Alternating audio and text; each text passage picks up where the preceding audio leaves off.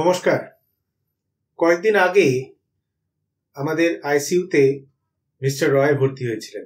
৬২ বছর বয়স, স্কুলের retired principal, severe lung infection, ভেন্টিলেশনে দিতে হয়েছিল। দিন ১০ আইসিইউতে থাকার পর রিকভার করে ছুটি হলেন। বাড়ির লোকজন খুবই খুশি যে এরকম অবস্থা থেকেও ফিরে আসা যায়। বাড়ি চলে যাওয়ার পর তার স্ত্রী আমাকে কয়েকদিন আগে আবার ফোন করলেন। এই মানুষটিকে তো আর চিনতে পারছি না,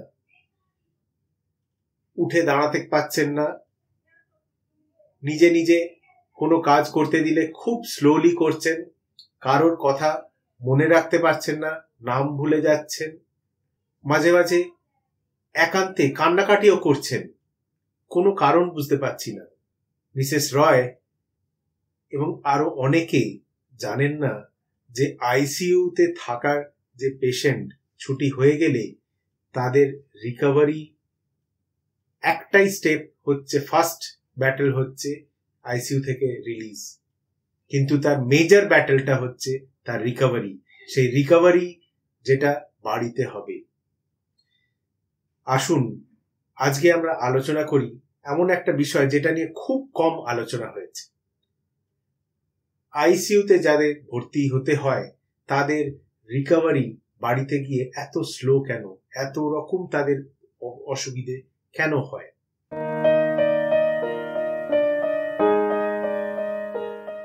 আইসিইউতে যারা ভর্তি হন তাদের সাপোর্ট দেওয়ার জন্য ডাক্তাররা অনেক কিছু করেন।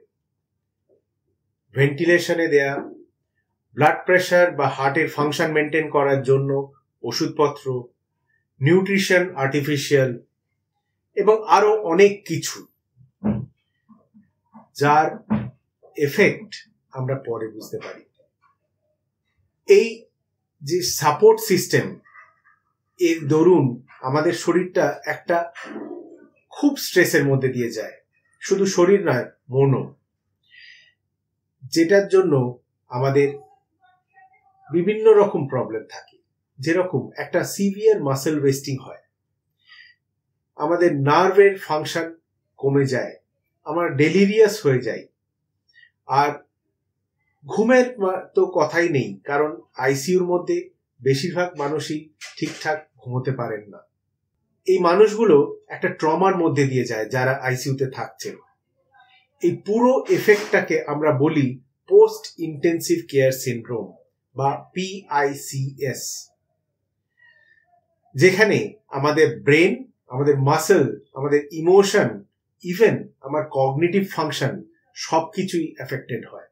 সো এটা কিন্তু শুধুমাত্র উইকনেস দিয়ে ডেসক্রাইব করাটা যায় না। It's a combination of so many factors. স্বাভাবিকই ফ্যামিলি মেম্বাররা কিন্তু চান যে আইসিইউ থেকে ওয়ার্ড থেকে ছুটি হয়ে বাড়ি, এবং বাড়িতে গিয়ে একটা নর্মাল লাইফ, এটাই একটা স্ট্রেট লাইনের মতো যেন স্মুথলি যেন এগোয়। কিন্তু অ্যাকচুয়াল ফ্যাক্ট হচ্ছে এটা খুব কম সময় এরকম স্মুথলি রিকভারি দেখা যায়। বেশিরভাগ সময় একটা recovery is prolonged, weeks two months, even কারোর ক্ষেত্রে সেটা 6 মাসও সময় লেগে যায় পুরোপুরি রিকভার করতে। অনেক পেশেন্টই ছুটির পর বাড়িতে যাওয়ার পর বলেন যে একটা স্ট্রেঞ্জ স্বপ্ন দেখছি, কখনো কখনো ভয় লাগছে, ঘুমোতে পারছি না, ঘুমের সাইকেল একদম ডিরেঞ্জড হয়ে গেছে, ভয় লাগছে যে ঘুমিয়ে পড়লে যদি আর না উঠি।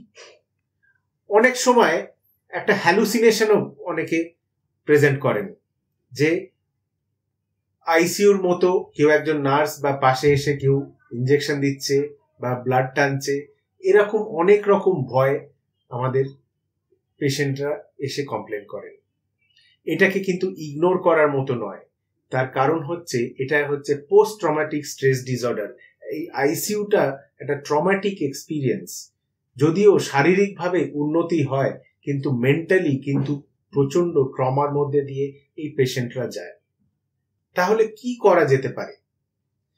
যদি এরকম আমাদের আইসিইউতে থাকা পেশেন্টদের বাড়িতে নিয়ে যাওয়ার পর এইরকম প্রবলেমগুলো আপনারা দেখেন, রিকভারি কি হবে না?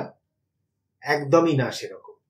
Recovery is definitely possible, but তার জন্য পেশেন্স দরকার, তার জন্য একটা টিম ওয়ার্ক দরকার, তার জন্য ফ্যামিলি মেম্বারদের কোঅপারেশন দরকার। কারণ সবাই যদি একসঙ্গে এই পেশেন্টদের পাশে না দাঁড়ান তাহলে রিকভারি হওয়াটা কিন্তু খুব স্লো হতে পারে। তাহলে কি কি করা যেতে পারে?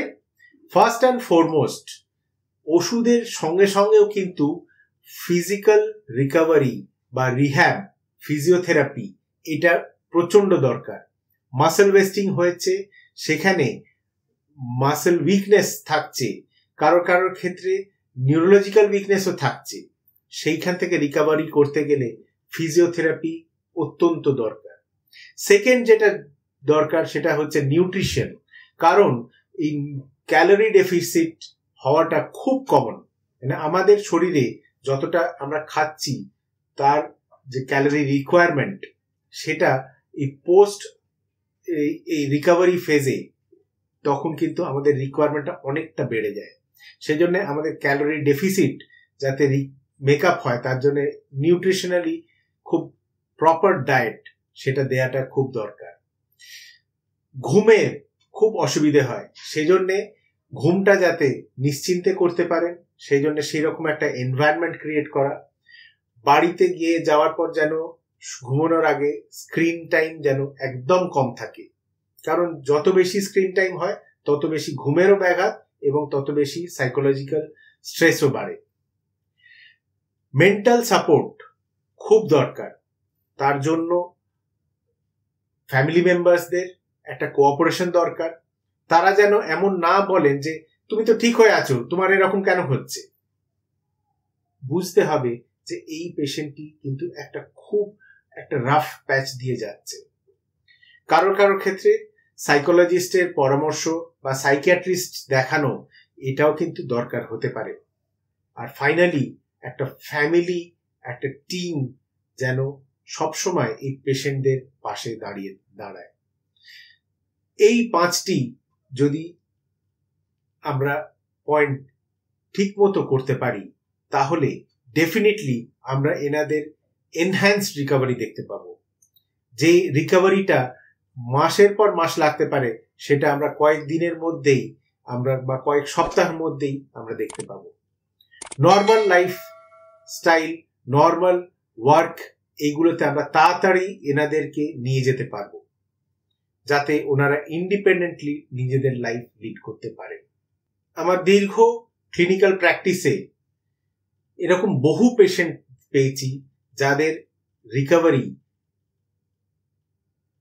বা ফ্যামিলি মেম্বার্সদের কোঅপারেশনে এবং এই 5টি পয়েন্ট আমরা যেটা বললাম সেগুলো ফলো করে খুব তাড়াতাড়ি তারা সুস্থ হয়ে গেছেন।